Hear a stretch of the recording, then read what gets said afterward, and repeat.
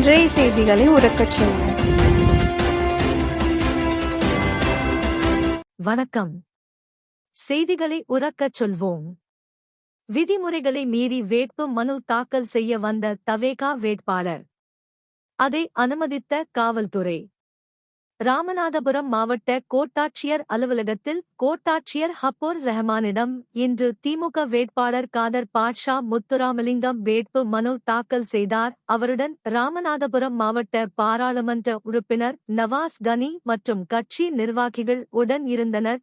இதேபோல் தவேகா வேட்பாளர் சாகுல் ஹமீது பிரச்சார வாகனத்தில் விசில் சின்னம் மற்றும் கட்சி கொடி வரைந்த பிரச்சார வாகனத்தில் வேட்புமனு தாக்கல் செய்ய வந்த அதனை காவல்துறை அனுமதித்து கோட்டாட்சியர் அலுவலகத்தின் உள்ளேயே நிறுத்த அனுமதித்திருந்தனர். வணக்கம்.